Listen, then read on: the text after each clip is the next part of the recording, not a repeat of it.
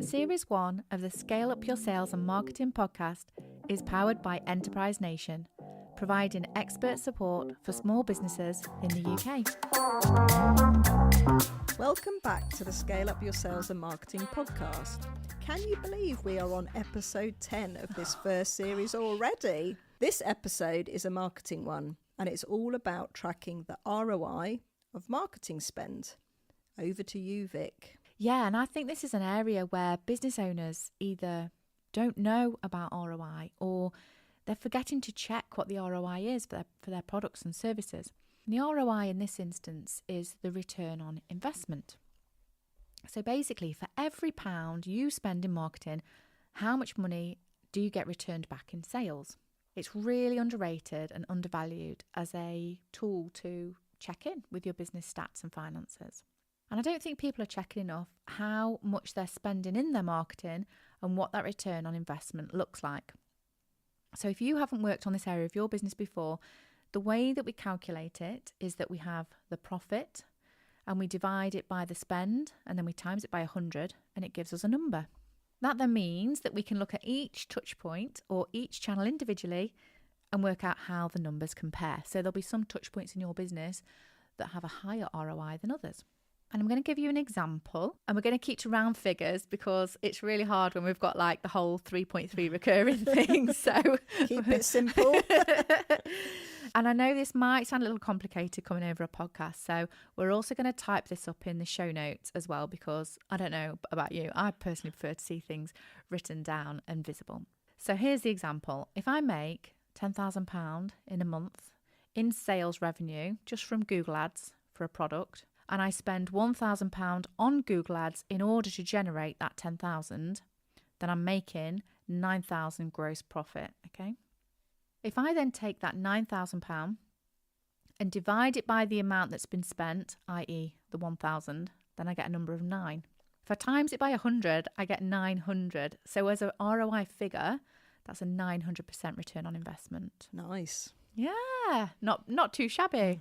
Another way to look at it is like for every £1 I spend, I generate £9. So you can knock off all the zeros and bring it back to like the 1 to 9. It's also called a factor of 9. So what we need to think about is what's the gross profit? What did we spend? Divide the profit by the spend and then times it by 100 and it gives you the number. And as I say, they're going to be in the show notes. And do you do that for every channel? So you mentioned that this one, the particular example that you gave was for Google Ads. Should you break it down by channel or should you add it all together to get a number for your total marketing? Like that. Yeah, I look at everything as a separate channel. So if you've got email marketing, social media ads, Google Ads, loads of different channels, look at each ROI separately. But it's really interesting what you say there about adding them all together and work it out as one collective number. And there'd be nothing wrong with doing that in order to kind of see how your marketing is performing overall. But that's like having lots of different sales products and putting all of the sales together as like, this is how many sales I've made for the whole month for the whole products, and then how much you've made as profit for that. So yeah, for me, it's important as a marketing strategist to be able to look at what's working and what's not. And I'll come on to why in a bit. But the main thing that it does is when we are looking at them as separate touchpoint channels and looking at the ROI separately, we're going to be wasting less money. We're going to be putting our energy and time into things that are working. So it's giving you like a black and white picture, a snapshot of exactly what's going on. And you can make more informed decisions as a business owner. And another reason is that it's important to track it is because when you've got these figures to hand, you can then pull marketing budget from one channel and move it into another. Oh, that's a really good point, actually. Yeah, if something's working and something isn't, you can go, hang on a minute, let's take a bit from there and put it into there. Don't just go with the ones you like doing. Yeah. Go with the ones that are actually working. And then they will become the ones that you like because they're making you money. So I'm going to give you an example. I was working with a company a couple of years ago who was spending $500,000 a year just on Facebook ads alone. And the return on investment for that was quite low compared to their other channels. So one of the things they said to me was, right, Vic, we've always wanted to have our own TV advert. And we feel like we'll be like next level when that happens. So I said, okay, let's have a look at the figures because I want to make that happen for you. And when we looked at the ROI for, you know, the bigger picture, and we broke everything down, and I've got a bit of a calculator, so I can I'll share details of that shortly. I ran all the numbers, and we sat down, and I said, okay, so if you reduce your Facebook ad spend by 100 grand, you could run that TV ad campaign for Christmas, and you get to tick the big box.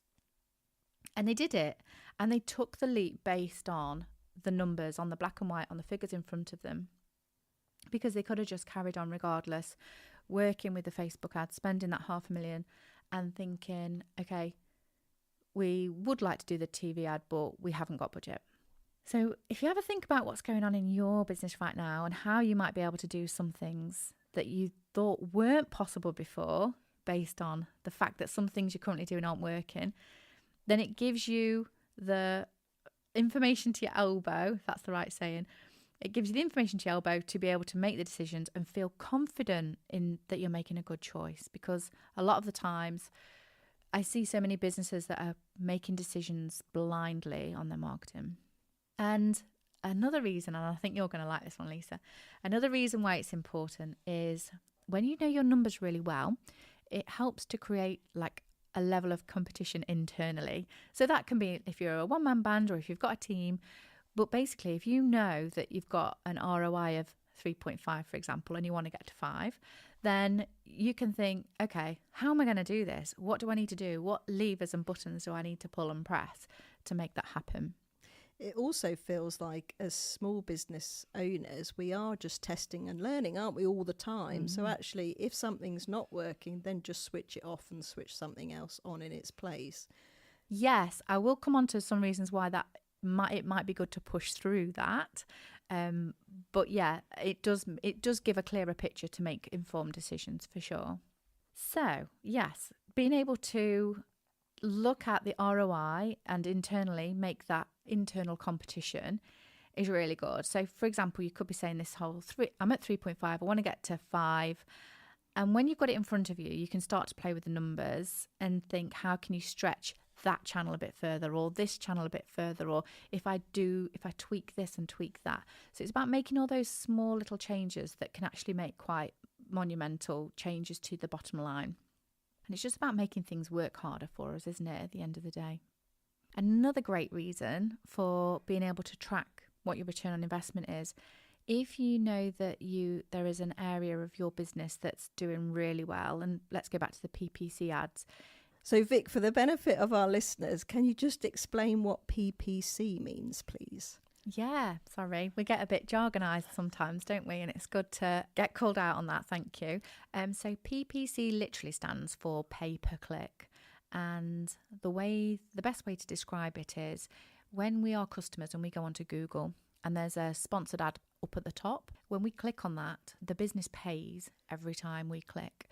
And that could range from, 50p up to £50, depending on what the intent might be of the customer and how much the business is prepared to pay. It's like a bidding opportunity for them to get people onto their website. So the more people that click, the more you pay. Essentially, the more the business pays. Yeah. So you want people to click, don't you? Because you want them to buy the product, but it's just you want them to find out more. To be mindful that every single time somebody clicks on that advert, you need to make that interaction count. Definitely. So if you know that you're getting a really high return on investment for your money, if you go to the bank and ask for a loan and they say like, well, what do you want the money for? And you explain that I've got this product, I'm doing it this channel, we're getting this return, and we need to be able to put more money into this channel in order to create more money for the business to regenerate, then it's going to be, because it's black and white, it's easier for the bank to be able to give money. Or there might be personal investors that you have, angel investors, who need to see exactly what's happening. And without things like tracking your ROI, they have no idea what's going on in your business. Sounds like a good enough reason to me. Definitely. So going back to what you said, Lisa, about Sometimes if something's not working, you could stop it. So let's just have a little look at what's going on with some of those things, because there are a few things that can have an impact on ROI. For example, if like the amount of time that a channel or touch point has been running. So let's say that you're on TikTok at the very beginning of when it began, which doesn't feel like 2 minutes ago. The return on investment for TikTok at that point was probably quite small, because we've now got things like TikTok Shop and things going on where people can purchase directly. So things are more trackable and we can see what a return on investment with TikTok is. But imagine if you were trying to track your ROI at the very beginning when it was a new channel, there were less people there, people didn't really know kind of how it's working or how sales are going to work alongside it. So sometimes there can be occasions where it's best to stick with something because you know there's good stuff going to happen to that channel. But that's about seeing the bigger picture and making a call on it. And going back to what you've talked about in previous episodes around knowing where your ideal customers hang out. If that is where they are, then you need to be there, don't you? Yeah, even if you're thinking it's just not having a high enough return on investment at this point, but I know it's going to come good. Got potential. I just need to like trial a few more different things, try different graphics, try different copy, try different call to actions. Calls to action, CTAs.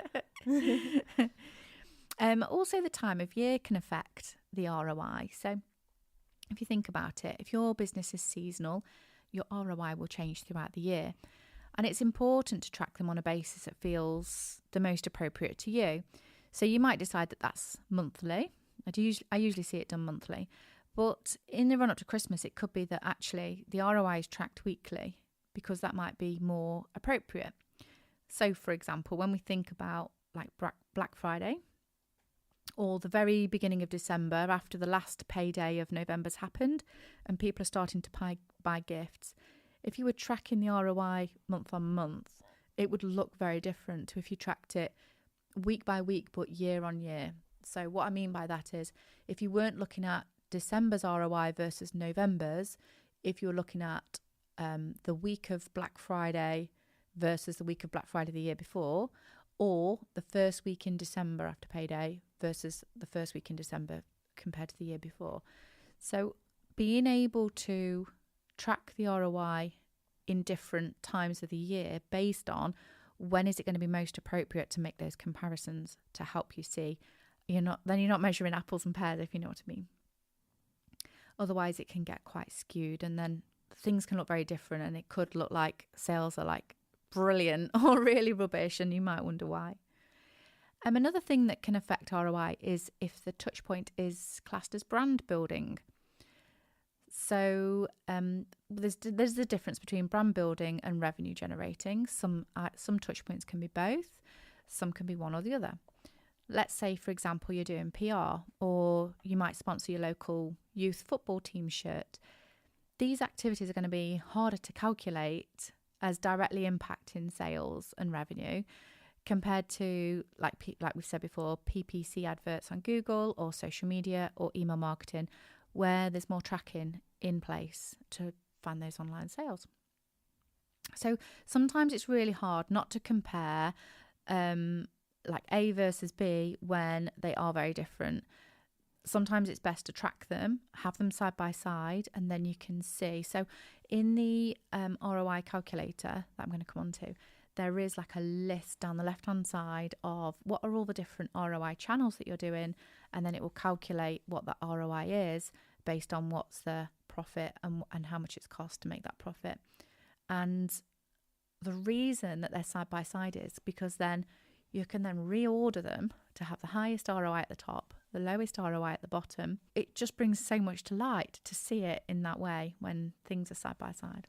What about things like printed marketing? So, inserts in things that you get through your letterbox or magazines, that type of thing. How can you track the ROI of those? Yeah, you're right. And they can fall between the cracks sometimes between brand building and being a revenue generator. But you might think some things aren't trackable, but there can be little sneaky ways of doing it. So you've probably had things come through that might be, I don't know, HelloFresh or Gusto boxes, that kind of thing. And they'll always have like, hey, here's a 20% off code or 60. I had 65% off the other day come through my door. Oh, flipping heck. You're paying me to eat nearly. And when they have that, they obviously have a discount code. And that discount code can then be trackable for them to be able to look at what's the ROI on that.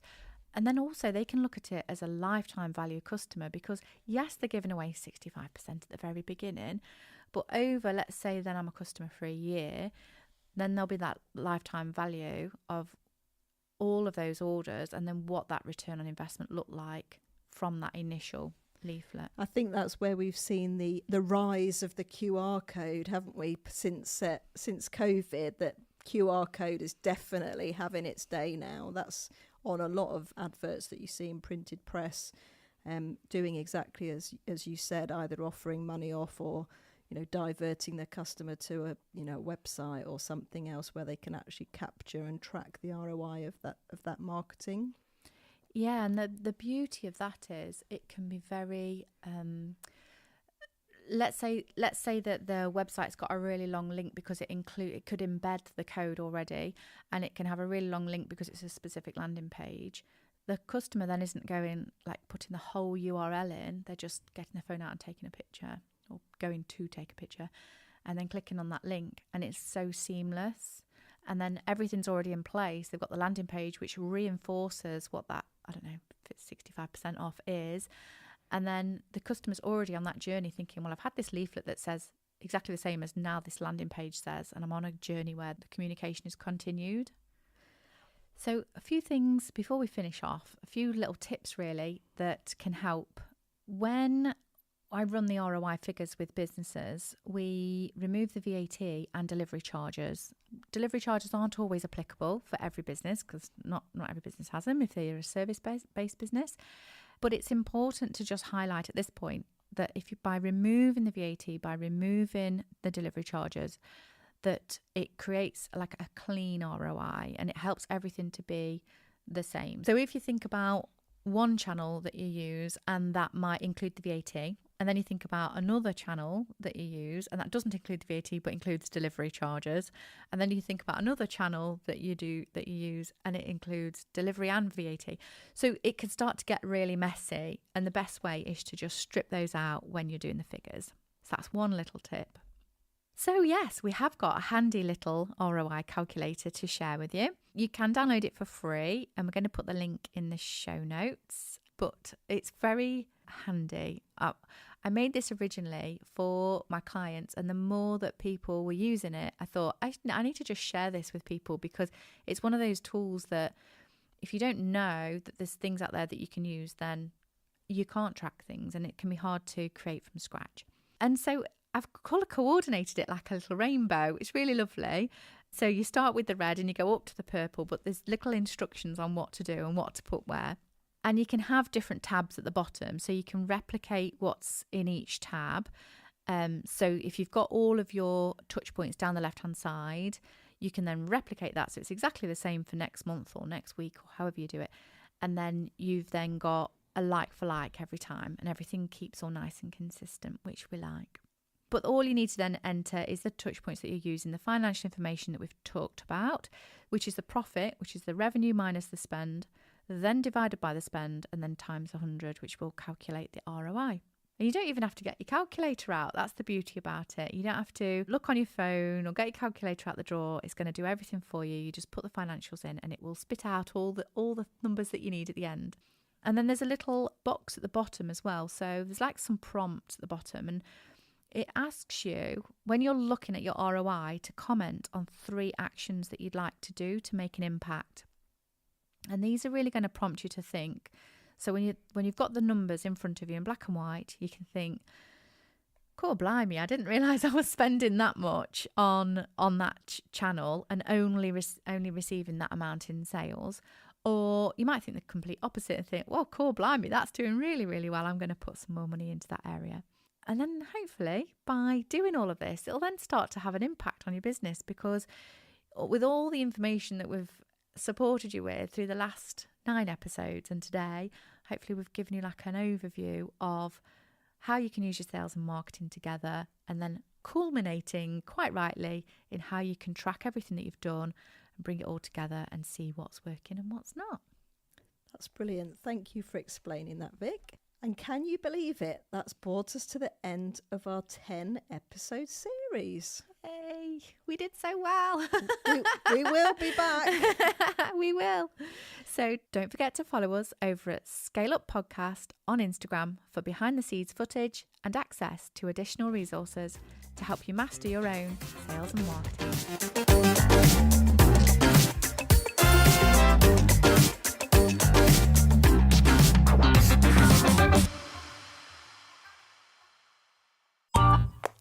This has been a Monkey Pants Productions podcast.